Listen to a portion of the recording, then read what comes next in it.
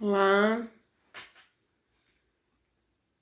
tô aguardando a Lise, aguardando vocês entrarem. Vou falar com a Lise aqui a partir do outro.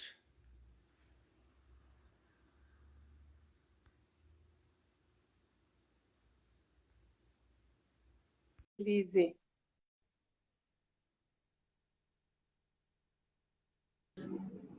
Oi, Tudo bom? tudo bem? Ouve bem? Ouço. E aí, também tá tudo tranquilo? Tudo certo. Pessoal, então nós vamos começar a esperar vocês chegarem. Tem a Simone já, que eu sei que é de um dos nossos grupos.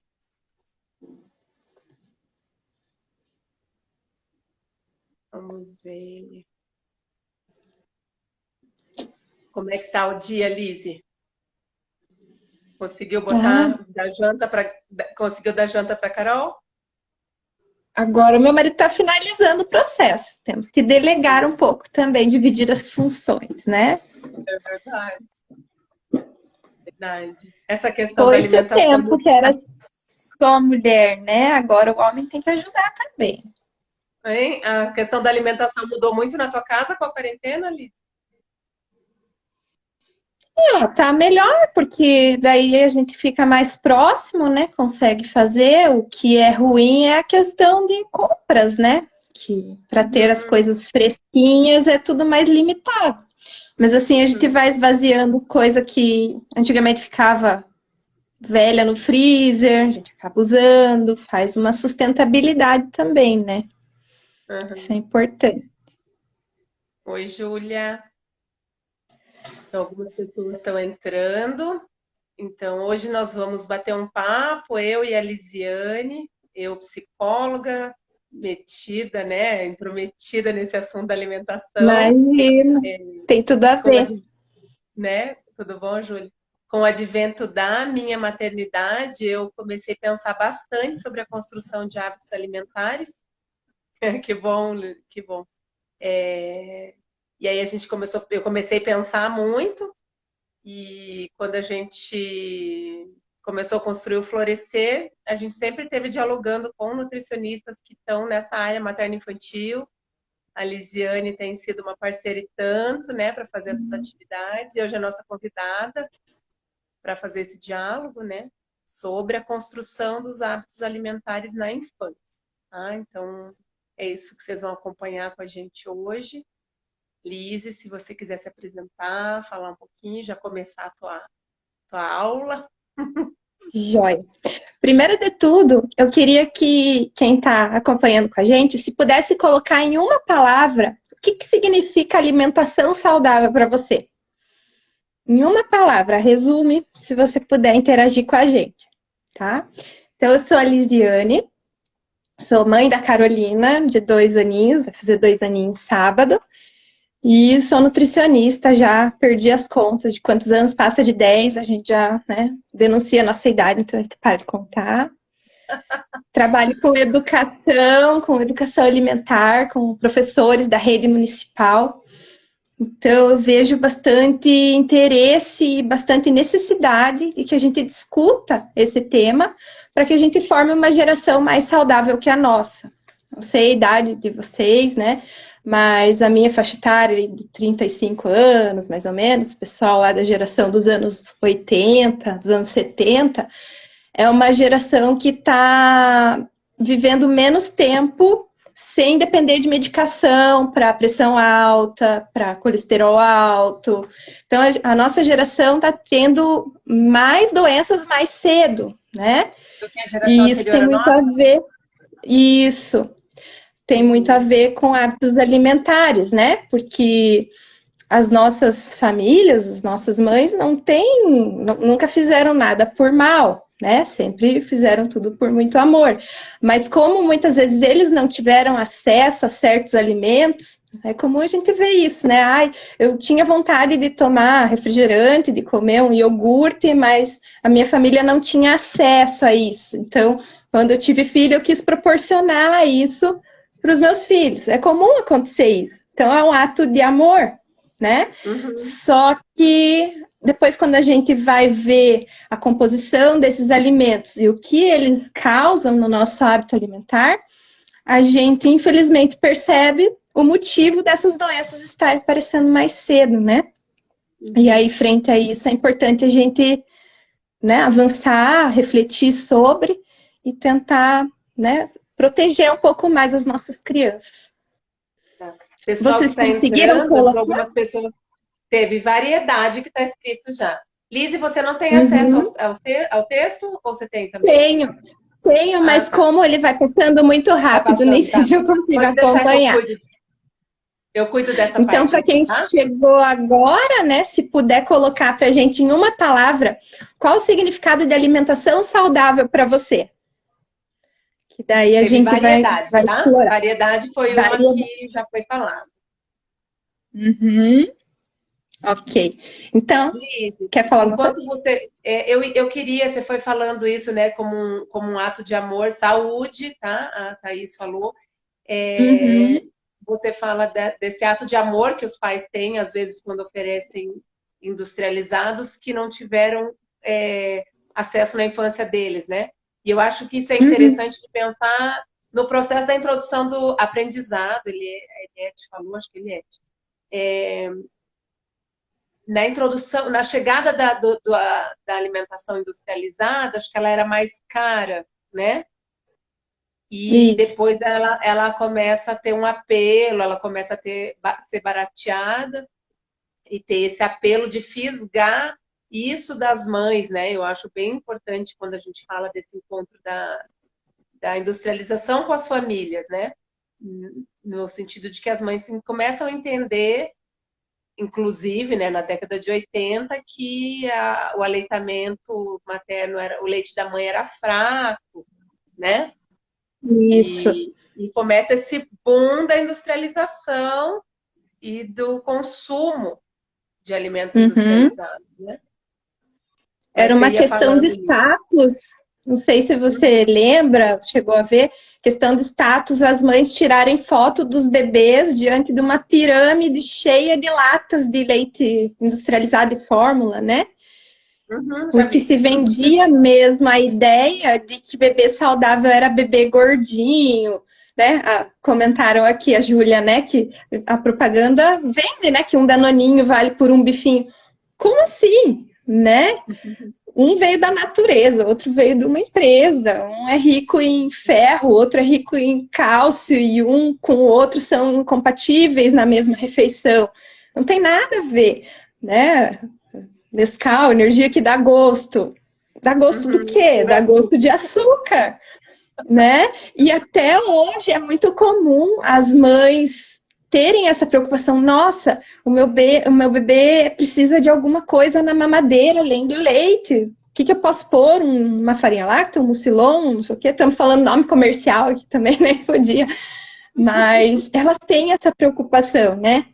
Porque até você na psicologia talvez possa complementar isso. A mãe carrega esse símbolo cultural de carregar mesmo essa faz parte do maternar o nutrir, né? E quando a criança não come bem, isso mexe com a mãe de uma forma que a mãe é capaz até de apelar, né, a coisas que não são alimentos de verdade, mas para ter o prazer de ver a criança consumindo alguma coisa, né? Então, o quanto a gente precisa mesmo discutir o que é a alimentação saudável. Então, alguns colegas colocaram, né, a questão da variedade, da saúde, do aprendizado, natural, né, a questão de ser natural. E natural é fato. Caseiro. Caseiro, perfeito. Porque a alimentação saudável, ela ainda é um conceito muito visto do ponto de vista biológico. Que alimentação saudável é você controlar as calorias, é você, né, ter aquele equilíbrio, só pode um carboidrato no prato, né? E isso a gente leva para a alimentação das nossas crianças também. No entanto, a alimentação saudável, ela ultrapassa a questão da composição nutricional. Uma alimentação saudável é também o sentar à mesa, compartilhar, é uma questão social, é uma questão cultural. Uma questão de relação humana, né? Sim, é uma questão de prazer. Será né, ao mesmo tempo que é prazer para a mãe ver a criança lá tomando uma mamadeira de fórmula, sei lá o que, com açúcar, Nescau, Mucilon, farinha láctea, tudo ao mesmo tempo, pode ser prazeroso para a mãe por causa do significado cultural que ela trouxe, né? É prazeroso saber que ele está ingerindo esse monte de calorias e de nutrientes. Mas e o prazer dele descobrir o que é o mastigar, o que é uma textura crocante, o que é um sabor doce, azedo, amargo, né? As diferentes composições do paladar, né? Que a gente explora, o cheiro disso, o tato disso.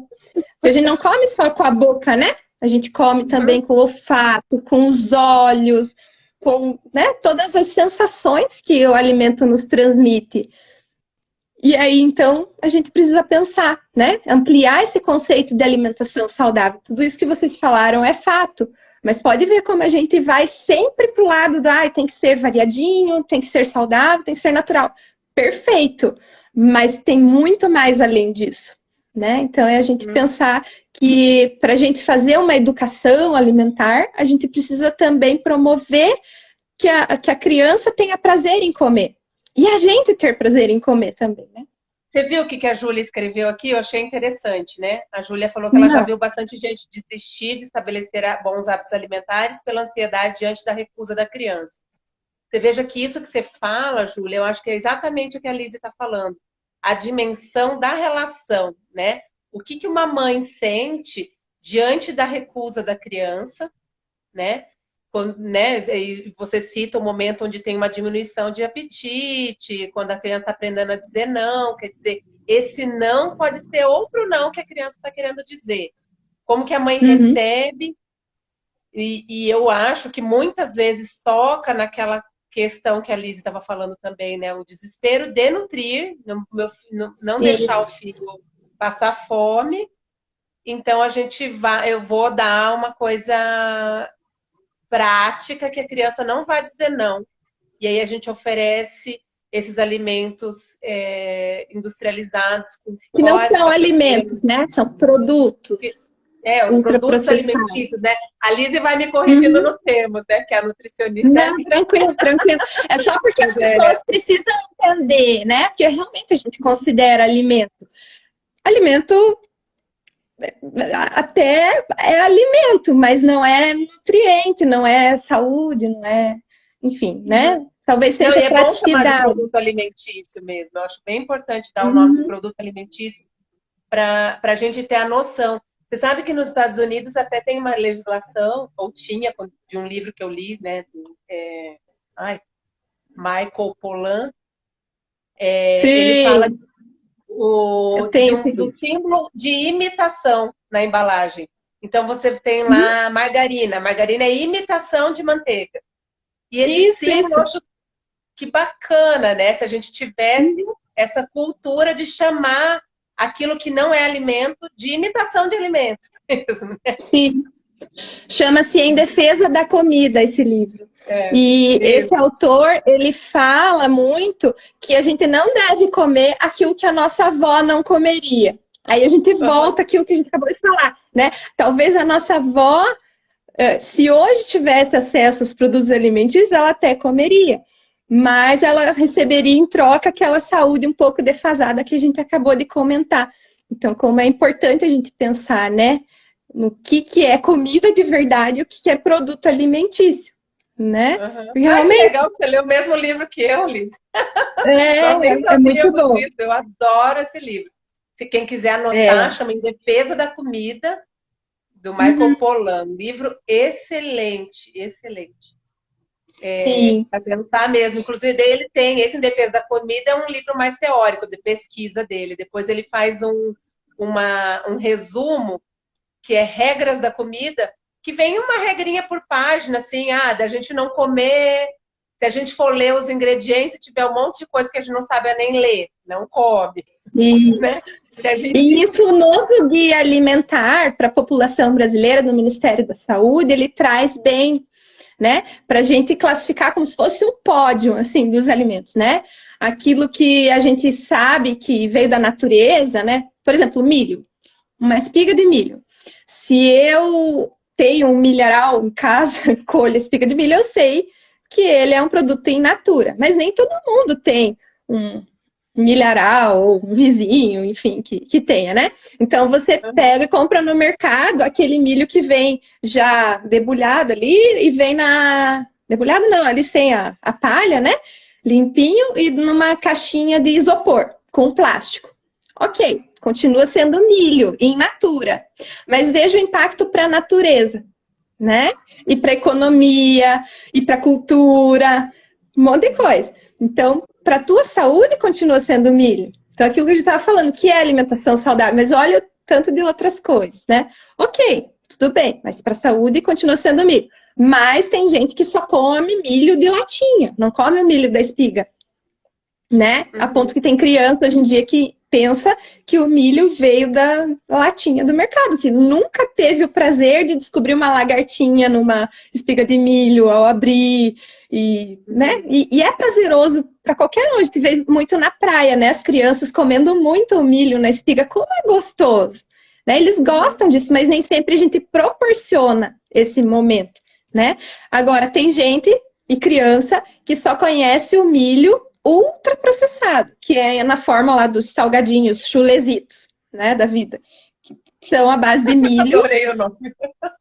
Né, mas eles não, tipo, não tem nenhuma identidade de milho. O que mais tem ali são corantes, aromatizantes, antes, né, e se você for somar ali na lista de ingredientes, você vai ver que você conhece 2 ou 3. Então, realmente, isso é um ultraprocessado. Quando tem mais alimentos que você não conhece, que você conhece, aquilo é um produto ultraprocessado. Está longe de ser um alimento e de nutrir. E daí está longe também, além de nutrir essa alimentação saudável que a gente falou do ponto de vista biológico de nutrientes, também atrapalha todo outro contexto de alimentação saudável, né? O da cultura alimentar, da gente comer o milho da espiga, da gente fomentar a economia daquele carinha que às vezes está de sol a sol, naquele carrinho de mão, bate de porta em porta, vendendo os milhos dele, ninguém nem atende o cara, mas está todo mundo lá no supermercado, no posto de gasolina, comprando os chulezitos,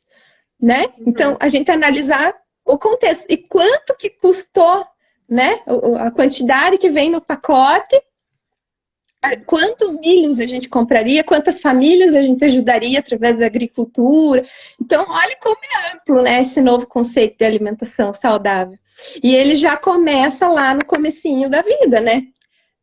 No começo, Eu acho as que a gente pessoas... podia falar disso, né? E começar, inclusive, a propor dicas.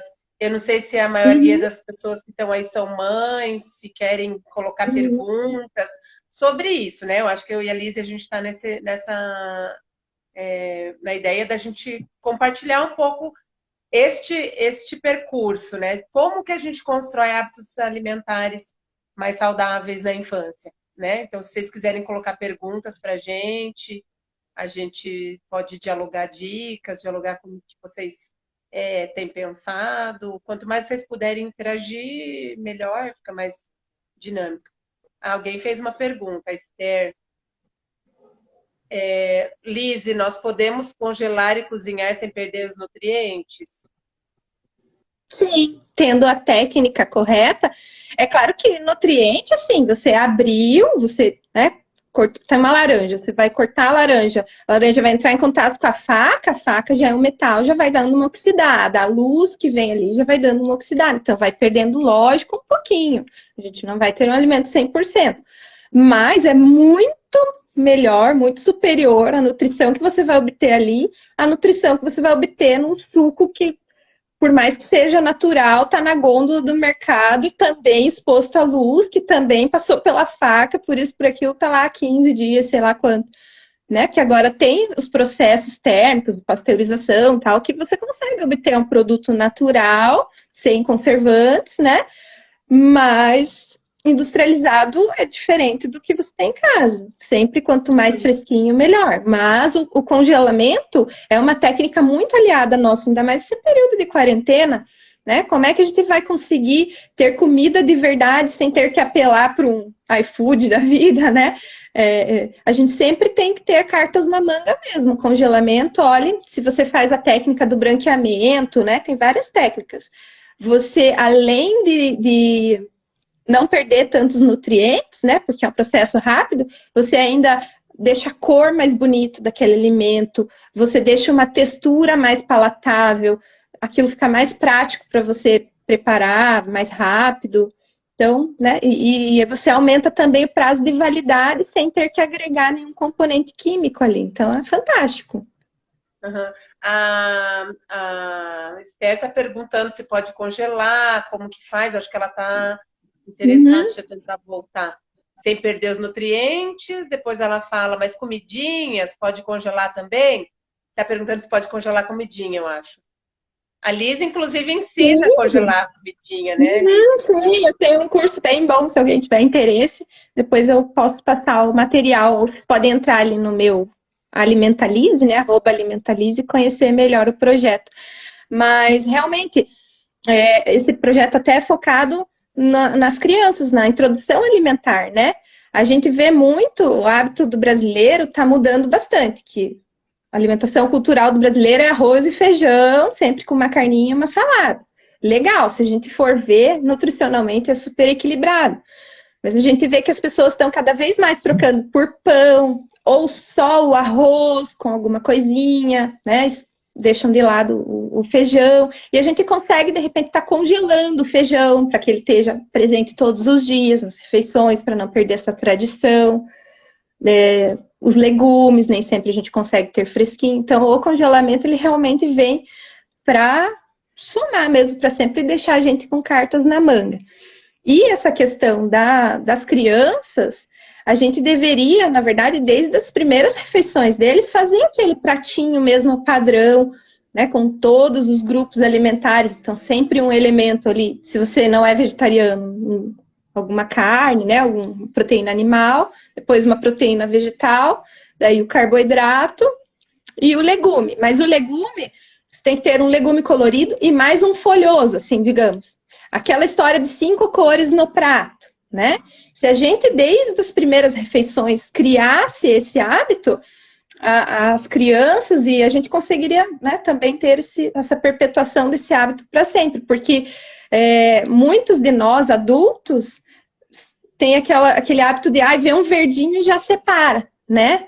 Por quê? Porque não teve essa formação do hábito do verdinho, né? De ter esse verdinho. Então, já o visual já incomoda, né? Então, desde as primeiras ofertas, a gente fala muito hoje nos primeiros 1000 dias de vida, né? Das crianças. Na verdade, começa lá na gestação até a criança completar 2 anos. Se a gente segue esse esquema, por mais que a criança não consuma os 5 alimentos, tá? Porque o adulto é responsável pelo que vai colocar para a criança. Mas o qual e o quanto, quem decide é o organismo da criança, né? Mas se a gente tiver no prato da gente, enquanto adulto, aqueles 5 elementos, se a gente tiver ali sentado à mesa, a criança vê a gente comendo com naturalidade, com prazer, isso vai se tornar também algo incorporado facilmente no hábito da criança, né? Então, é nesse ponto que a gente precisa refletir mais, né? Porque, às vezes, o adulto não tem esse hábito e o fato de ter uma criança em período de introdução alimentar pode ser uma porta de entrada para o adulto de uma aquisição de hábitos melhores, né? E, consequentemente, uma saúde melhor também. Você sabe, Lise, que eu acho, inclusive, que essa oportunidade de pensar a alimentação da criança, uma baita oportunidade para a gente rever nossos hábitos, né? Isso aconteceu muito comigo, assim, né? Porque quando eu engravidei, que eu comecei, que veja que curioso, né? Eu podia comer miojo, por exemplo, né? Mas quando eu engravidei, eu fiquei, mas eu vou comer miojo com esse pozinho, eu fui estudar um pouco, glutamato monossódico, esse negócio faz mal. Tem pesquisas, né, que falam que ele é neurotóxico. Aí É o sabor humano. Né? Eu tô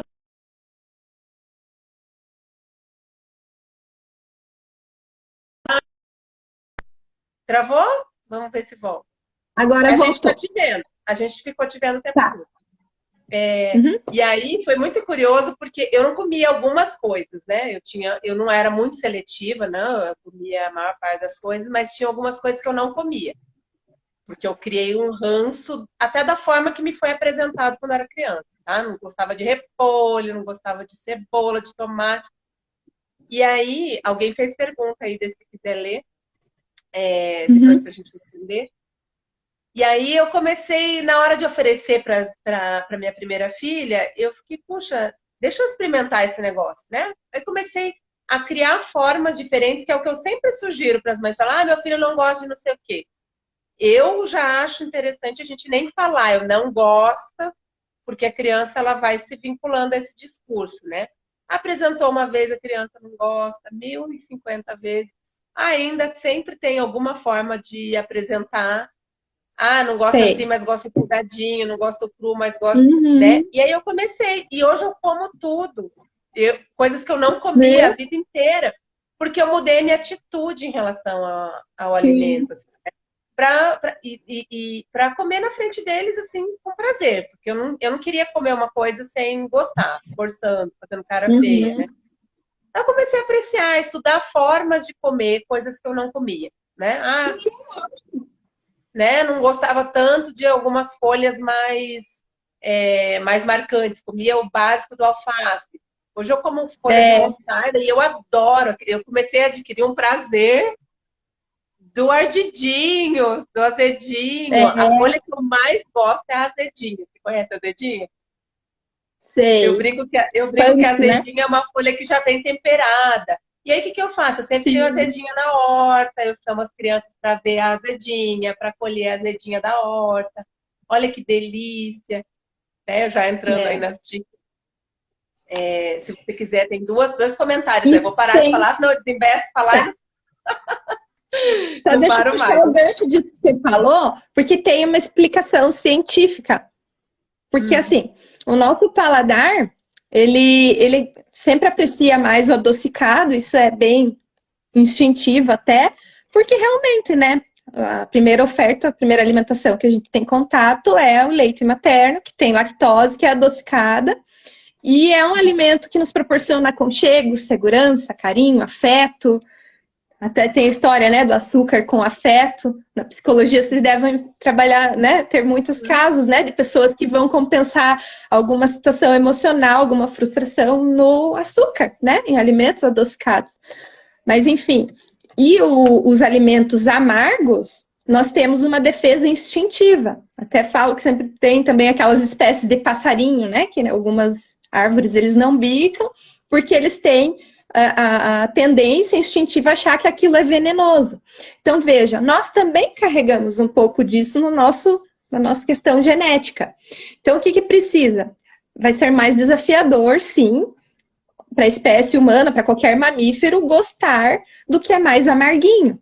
Então, a gente precisa ter vários contatos e também alguma pessoa que nos ama, aquela mesma, né, daquele mesmo jeito que nos foi mostrado que o açúcar, né, o adocicado é gostoso, que trazia aconchego, carinho, as pessoas precisam comer na frente das crianças isso que é amarguinho com naturalidade, com prazer, né, com diferentes formas, em diferentes situações, porque aí aquele serzinho que aprende também observando, né, as pessoas com quem ele convive, ele vai entender, não, realmente, isso é de comer, então isso não vai me trazer veneno, não vai me fazer mal, né? E os alimentos azedos, eles também, instintivamente, a gente tem uma questão, uma tendência a achar que o que está azedo já está passado do ponto, não está mais adequado para o consumo. Então a gente precisa de outras pessoas convivendo, mostrando, afirmando, servindo em diferentes situações, não forçando, isso também não pode haver, o forçar a comer, né? E, inclusive, tem algumas questões genéticas que mostram que, dependendo da genética da pessoa, ela sente mais o ardor, por exemplo, de um agrião do que outras. Então, para uhum. algumas crianças pode Ah, ser super agradável, outras eu já não. ouvi uma história de sentir gosto de sabão em algumas coisas, É, né? aham, Algumas pessoas exatamente. não curtem, eu não estou lembrando qual é o alimento, mas que algumas pessoas não curtem porque sentem gosto de sabão. Eu não lembro, você lembra qual que é? E para ter, não lembro, mas para ter uma alimentação saudável, você não precisa comer Tudo. exatamente tudo. Você tem que ter uma variedade alimentar, você não pode ter uma monotonia. Mas, Uhum, por exemplo, os vegetarianos têm uma alimentação super saudável, assim, os vegetarianos raiz, né? Eles uhum, combinam muito bem os alimentos do reino vegetal, de forma que um complementa o outro e formam umas proteínas uhum, completas, né? Os aminoácidos. Já alguns vegetarianos novos que estão chegando mesmo, né, com um pouco menos de conhecimento, um pouco menos de bagagem, geralmente são aqueles que comiam o prato brasileiro de arroz, feijão, bife, salada, simplesmente tiram o bife. Daí o que, que acontece? Falta a composição, a combinação, a variedade. Então fica uma coisa monótona e aí realmente vai faltar nutrientes, né? Isso, você Mas viu que a vamos responder Suelen as ali fez perguntas. pergunta? A Suelen Vamos ver perguntou como apresentar as folhas, né, Suelen? Que ela as disse que folhas. coloca. Então, Como que você tá. faz, Então, Lise? só concluindo, né? Não precisa comer todas as folhas do mundo. Se tiver alguma que realmente, né? Mas o que a gente deve fazer é apresentar essas folhas em diferentes situações. Hoje eu comi como salada, amanhã eu posso fazer um sanduíche e colocar junto. Ou eu posso fazer um suco verde, né? Diferentes formas. E aí, para o bebê, como oferecer o verde para o bebê? Tem que estar todos os dias o verde para o bebê. O ideal é fazer alguma técnica que você, como a do branqueamento, né? Que você dá uma abrandada na textura e daí você corta em pedacinhos pequenos e nas primeiras ofertas você pode dar uma misturadinha na carne ou na batata para ficar mais fácil a deglutição. Mas com o desenvolver da idade, da independência, do movimento de pinça da criança, da autonomia e do Da observar a família mastigação, né? comendo, a minha filha começou a comer folhas com a mão, tipo alface e tal, porque o meu marido tem o costume de ir pegando do pote com a mão e ele gosta de comer assim e ela adora. Então ela come, tipo, ela não chega a comer a folha inteira, não vou ser mentirosa para vocês, mas de tanto prazer que ela vê o pai comendo, ela também dá as mordidinhas dela e tá valendo, que tem que ter é todo dia. Ou outra coisa, ai, não tenho folhas verdes, né? Porque eu não, agora na quarentena, enfim, não consegui ter essa manutenção de coisas verdes. Tenha sempre um cheirinho verde, de repente congelado no teu freezer, para você fazer a finalização do prato. Ou que seja um oréganozinho mais sequinho mesmo, mas coloque, sempre coloque alguma coisa verdinha. Tenha um pezinho de manjericão, um vasinho pequeno, sei lá, né? Sempre finalize o prato, nem que seja decoração, sempre, sempre o verdinho. Espero ter ajudado com a dica, mas é isso mesmo que você colocou, você mistura no feijão, na batata, na carne, não tá errado de forma alguma, porque a corzinha Suelen, continua perceptível. uhum. Viu, desculpa, Lise. Viu, Suelen? Eu sempre gostei de levar as crianças comigo para fazer a feira, né? Agora a gente não está fazendo isso, né? Nós estamos. Fica em casa, né? Mas Sim, chega a minha sacola, porque semanalmente eu recebo uma sacola do agricultor.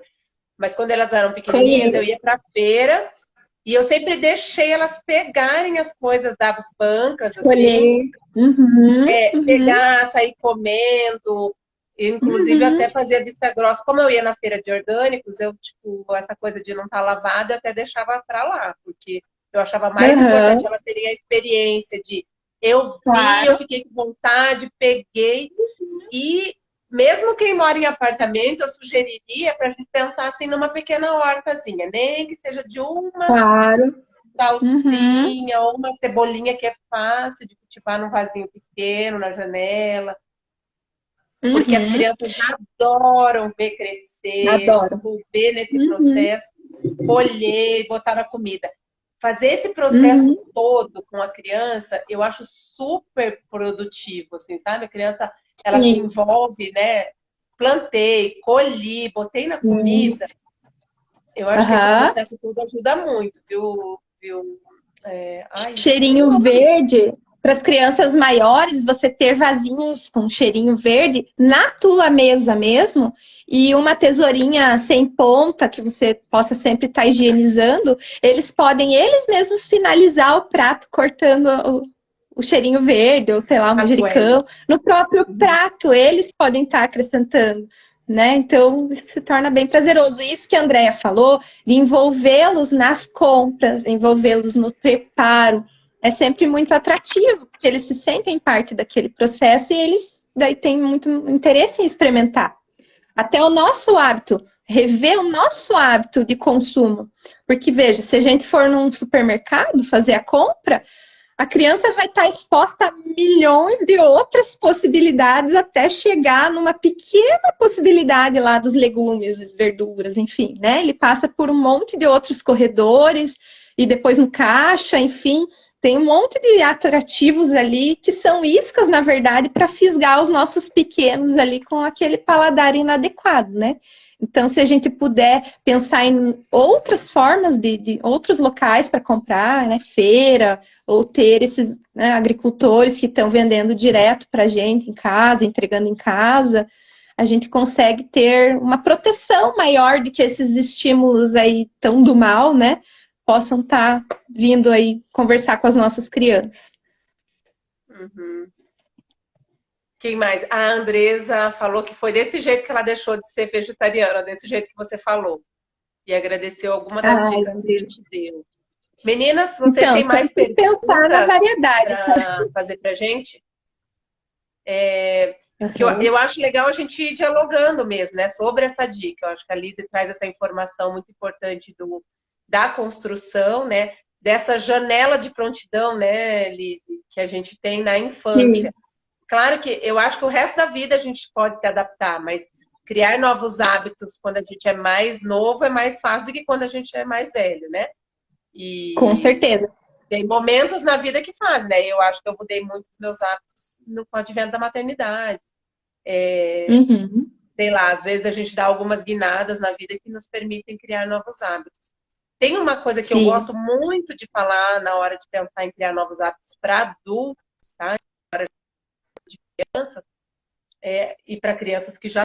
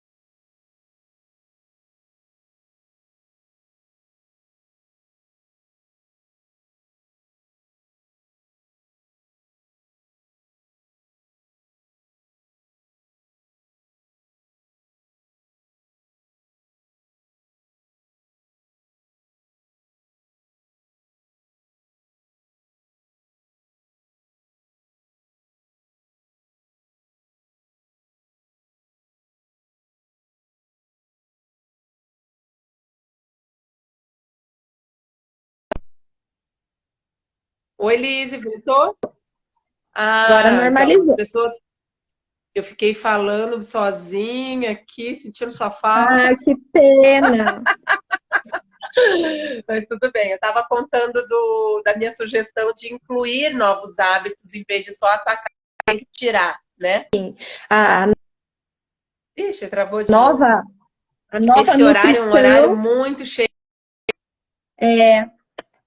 mas o de nutrição, ele traz isso mesmo, sabe, Andréia? Da gente não tirar as coisas da alimentação, e sim incluir, aumentar as possibilidades, né? Para realmente a pessoa sair da monotonia alimentar. Né? Antigamente eu Teve visto como pergunta isso. para você, Lise. Ai, de novo. Pode isso, eu não acho, pode. gente, que é o horário. Tá muito cheio de live esse horário. A hora que eu fui começar, eu vi várias pessoas ao vivo. Tá aí, Lise? Tá ouvindo tudo? Tô. Vocês têm mais alguma pergunta? Então, de repente, a gente já vai se encaminhando para finalizar. Tem alguém que perguntou. Bom, vamos esperar ela. Lise, Teve alguém que perguntou como Oi. substituir a carne. Então, aí é importante conhecer o valor nutricional mesmo das proteínas de origem vegetal, né? Para que você possa fazer a combinação, que alguns alimentos vegetais têm alguns tipos de aminoácidos, outros têm outros, para que você consiga combiná-los de forma a ter uma proteína completa, mesmo que da forma vegetal.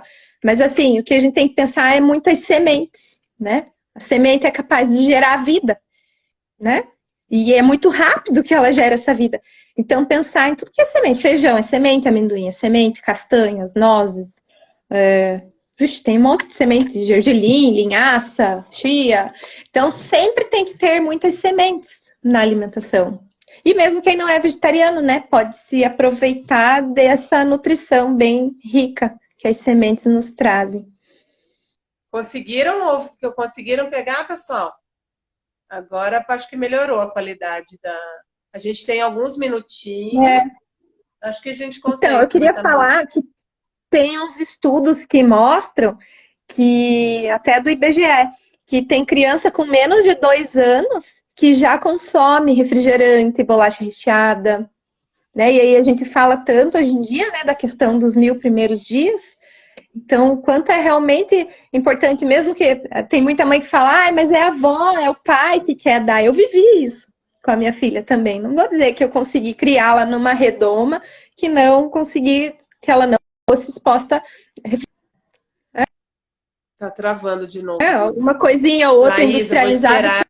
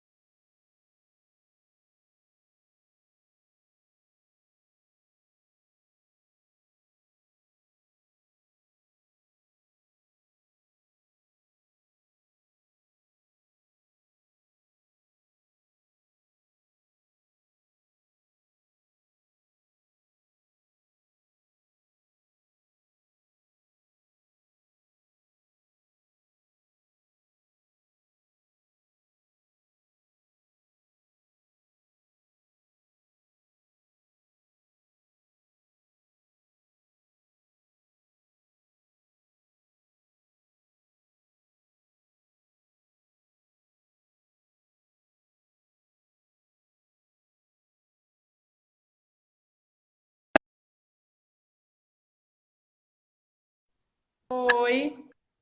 Voltou. Voltou. Eu mudei de ambiente. Eu mudei de ambiente para ver se eu fico mais perto da internet. Peraí. Eu acho que o ambiente favoreceu mesmo. Agora melhorou. Vamos ver. Tinham perguntas que chegou a ver? Tinha. Alguém perguntou da semente de abóbora para bebê. Então, gente, as sementes, elas, apesar de serem super saudáveis, para o bebê, elas têm pontas arredondadas, têm casquinhos, então elas são meio complicadas da gente oferecer assim inteiras para os bebês. O que a gente pode usar é ela quebrada, por exemplo, o amendoim, né? O pessoal faz uma pastinha do amendoim. A abóbora, você pode triturar ela e tá usando em alguma preparação, misturando no arroz, misturando em alguma outra refeição que você vai fazer, tá? Mas sempre pense, coloque na sua boca e veja se você conseguiria engolir sem muita... Se o bebê não tem dente, né? Só... assim, pressionando a tua língua sobre o palato, se você conseguiria lidar com esse alimento, se ele não te causaria nenhum desconforto antes de servir para o bebê. Tem mais pergunta aqui, né? Deixa eu ver. Esther perguntando sobre os cursos, Liz.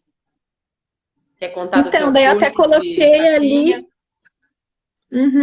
Se vocês quiserem acessar o meu canal do YouTube, eu confesso que eu sou bem novata nessas tecnologias, mas no meu canal do YouTube tem alguns vídeos, até outras lives também que eu fiz falando do assunto, se vocês quiserem conhecer melhor. E também fala do curso, principalmente no meu Instagram, Alimentalize. E eu e a Liz, nós acabamos de montar um workshop de construção de hábitos Isso, alimentares na infância também, que vai ser dia sim. 16. É um workshop de 3 horas, onde a gente vai falar, dar várias dicas, mas principalmente dialogar com as famílias, né, que participarem, em que pé está a alimentação e como a gente pode construir passos pensando na relação que a criança tem com o alimento, na relação que a família tem com o alimento, né, Liz? Exato. Vai ser um diálogo, então, da psicologia e a nutrição para pensar na construção de hábitos alimentares, tá? Dia 16 de maio, das 9 ao meio-dia, então vai ser nosso workshop. Vocês podem aguardar informações, vai sair na página do Florescer amanhã, já o evento, o cartaz, a ficha de inscrição. A Lise também vai compartilhar nas redes sociais dela, né? No Alimenta Lise também. Uhum. Então, esse é um workshop nosso, né? A gente lançou juntas. E a Lise tem o curso de papinha dela, que inclusive você está vendendo online, né? Você Isso, está é cem por vendendo. cento online agora. Eu fazia presencial, as famílias gostavam muito, até muitas das meninas que estão aqui acompanhando já fizeram o curso. Mas agora com essa pandemia e também com a possibilidade, né, da gente ter mais tempo para estar em casa, ou de repente de pedir um suporte da vovó, que não pode ver a criança presencialmente, mas de repente pode fazer esse carinho de preparar uma refeição. Então vocês podem adquirir o curso e compartilhar com as pessoas da rede de apoio de vocês, para que, né, todo mundo esteja se ajudando para que esses bons hábitos das crianças sejam formados, né? E, puxa vida, né? A gente vê 1/3 das nossas crianças. Eu trabalho na rede municipal e a gente faz avaliação nutricional das crianças todo ano, as crianças em idade escolar. 33% deles já têm problemas com excesso de peso, né? Então, como é impacto mesmo da base, né? Mas tudo tem conserto, né? Independente da idade, da fase. Inclusive a gente pode pensar em fazer a reintrodução alimentar, né? Quantos de vocês, por exemplo, não gostam de fígado? Né? Ah, Aposto que muitos de vocês não gostam. E se a gente for ver, assim, escala de nutrição, o alimento mais saudável, o único alimento, na verdade, 100% completo em nutrição que existe é o leite materno. Mas o segundo, se a gente for ler, o que mais tem vitaminas, minerais e tal, seria o fígado. Então, mesmo se você não for vegetariano, o ideal era que você tivesse esse alimento pelo menos uma vez por semana na tua alimentação. Mas o fígado tem aquela relação de amor e ódio. Porque eu muitos de adoro. nós fomos obrigados a comer, que eu amo também, né? Por quê? Porque talvez a experiência que a gente teve familiar com essa preparação, desde a infância, tenha sido positiva. Mas tem muita gente que tem aquela experiência bem negativa. Ui, fígado, ui, que cheiro ruim, ai, né? Ou tem que comer e a mãe coloca na vitamina, né? Coloca Ô, coisas assim. Lise, Uhum, pode pode falar. terminar, depois eu faço a pergunta. Não, enfim, eu só queria falar isso, que quantas pessoas não comem o fígado, né? E estão se privando de um alimento super nutritivo e que então, quando, né, pensam de repente em ter uma reintrodução alimentar, podem colocar isso na sua alimentação. Ou jiló. Quantas vezes a gente já comeu jiló na vida? Às vezes nem sabe se gosta ou se não gosta, né? Então é uma oportunidade da gente pensar também nos nossos hábitos, né? Da gente Uhum, se expor novamente a alimentos que talvez a gente não façam parte do nosso repertório, que talvez a gente nem saiba se gosta ou não, né? uhum. Pode Então, falar. eu já tinha ouvido falar, você falou desse segundo superalimento, né? E eu já tinha ouvido falar do ovo como um dos alimentos também mais cheios Isso. A e continuação da lista corresponde. é o ovo. A Ah, tá. continuação da lista, o terceiro, e é o ovo e meio que equiparado às sementes em geral, né? Porque Ah, pense, tanto o ovo quanto as sementes, eles geram vida, né? Então imagine a quantidade de nutrientes que tem ali. Então a gente precisa mesmo, uma vez por semana ou até mais, incluir o ovo, mas quantos ovos você pode por semana, daí é uma questão individualizada, teria que procurar um profissional para fazer esse cálculo, né? bem individualizado, mas antigamente a nutrição antiga dizia que só podia, tipo, 1, 2 ovos na semana, e contando aquele ovo que ia no bolo, por exemplo, né? Então veja como a ciência da nutrição evolui e como isso nos traz alguns elementos para a gente ter mais saúde mesmo, né? Então, mesmo que você seja vegetariano e não coma o ovo ou, sei lá, o fígado, você encontra também equiparado ali alguns nutrientes nas sementes. Por isso é importante fazer o planejamento, né? Para que não seja monótono. Ah, sempre a mesma semente. Não, tem que ter essa variedade. Semente dá para incluir em tudo, né? Isso que eu acho Isso. legal. Semente dá para incluir no bolo, dá para incluir na granola, dá para incluir na salada, dá para incluir no feijão, no arroz. Né? E para a formação do hábito alimentar é muito importante, porque ele dá um mix de texturas, né? É muito importante essa questão da gente saber lidar com aquilo que é molinho, mas também com aquilo que exige um pouco mais de mastigação, aquilo que é um pouco mais comprido, um pouco mais curtinho, aquilo que é mais geladinho, aquilo que é mais quentinho. Essas sensações são fundamentais para que a gente aprenda. Quanto mais sensações, mais a gente vai apreciar, né, o ato de comer e o ritual, né, da refeição. Então é muito importante. A Esther fez uma pergunta aí da maçã e da banana, se está na lista dos principais, dos superalimentos. Ah, então, gente, a lista vai continuando, né?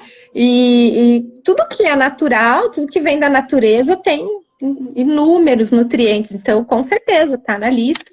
Todas as frutas, vegetais, né, leguminosas, podem usar e abusar. Então, meninas, eu não sei que horas são que eu saí da minha sala, estou sem relógio. Deixa eu ver se eu consigo. 7h55 no meu relógio aqui. Tá, então acho que a gente podia partir para os últimos 5 minutos. Se vocês tiverem perguntas para a gente pode responder algumas ainda. Porque para a gente não perder a live, ela para sozinha com 1 hora, para a gente não perder sem se despedir, igual foi comigo e com a Giovana Mãe-Tora, né, Mãe-Tora? Ela estava aí agora há pouco, não sei se ela está ainda. Tá. Com a gente aconteceu que a gente não conseguiu se despedir. Então, para não acontecer Thaís... se alguém quiser fazer pergunta. Tá, deixa eu só citar o comentário da Thaís, então, antes que a gente caia. Ela falou que é super importante criar bons hábitos desde sempre, porque o marketing da indústria alimentícia é muito forte. É, realmente. Tem pesquisas também, não lembro agora o autor da pesquisa, mas eu tenho, que mostra que quem forma hábito alimentar, em primeiro lugar, é a família, em segundo lugar, é a escola, não, minto. Em terceiro lugar é a escola, porque às vezes a gente delega para a escola esse papel. Ah, ele come, ele almoça na escola. Não, mas quem forma em segundo lugar, se a família não está ativa nesse processo, é a indústria, né? Porque a indústria conversa o tempo todo e eles têm aquelas jogadas bem, né? Que coloca brinquedo, coloca venda casada, coloca os personagens queridos das crianças nos produtos. Então, ou a gente se adianta à indústria, ou as crianças vão aprender a comer por eles.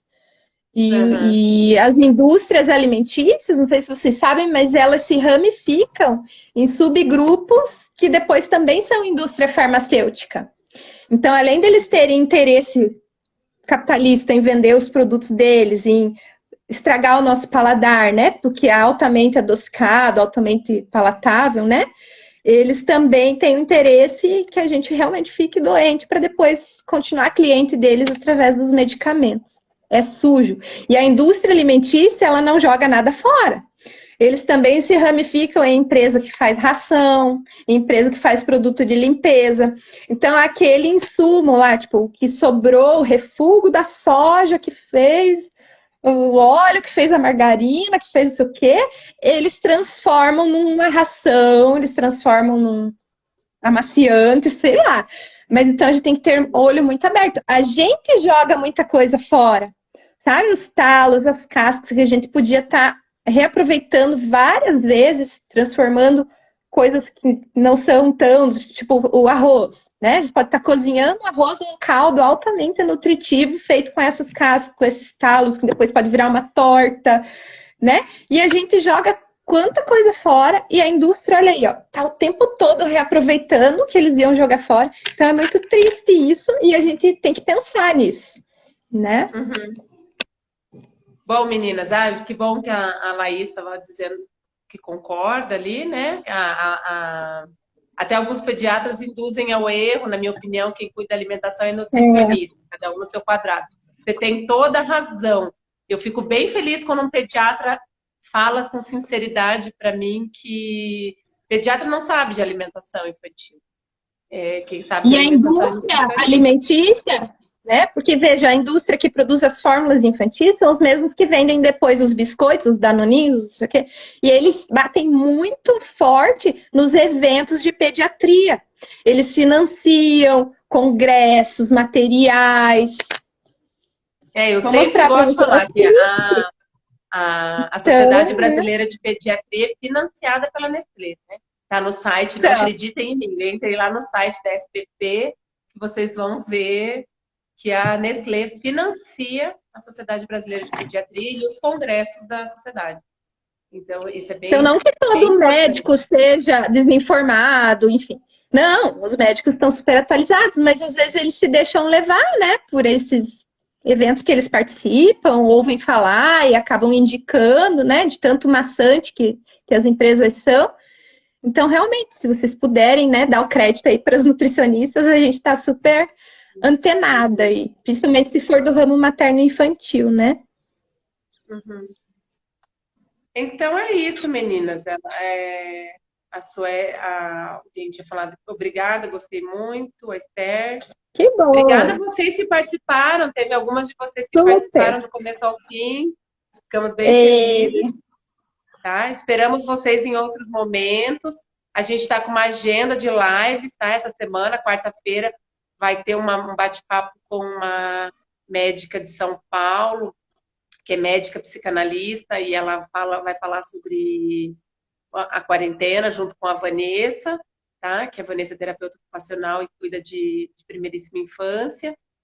E sexta-feira também a Vanessa e a Graciela lá de Pato Branco, nutricionista, também vão conversar sobre os mitos da amamentação. Então a gente tem 3 lives essa semana, já imperdível. estamos prevendo 3 lives para a semana que vem também. Nos acompanhem, a gente está trabalhando bastante para trazer informações com segurança para vocês, para estar conectado com vocês durante a quarentena, né, Lizzy? Isso E aí, parabéns, meninas, por estarem aproveitando o tempo de vocês, em vez de estarem vendo notícia ruim, estarem, né, se instrumentalizando com informação de qualidade. Isso aí. até Obrigada. mais. Acho que já vamos cair. Obrigada. Que venham mais. Não vamos cair, vamos dar tchau sem cair, né? Porque vai ser... Ah, esperamos vocês lá no próximo, no workshop, para a gente ampliar esse assunto também. Mesmo que vocês não a tenham gente já. criança, a gente pode, né, entender por que a tua alimentação é assim hoje, resgatando alguns hábitos da tua infância. Uhum. Então tá bom, Lizzy. Obrigada, viu, Lizzy, pela parceria Beijo. nessa live. Imagina, Obrigada a imagina. todos vocês que nos assistiram, que nos acompanharam hoje. Foi muito bom conversar com vocês. Foi ótimo. Obrigada. Tchau, tchau. Tchau.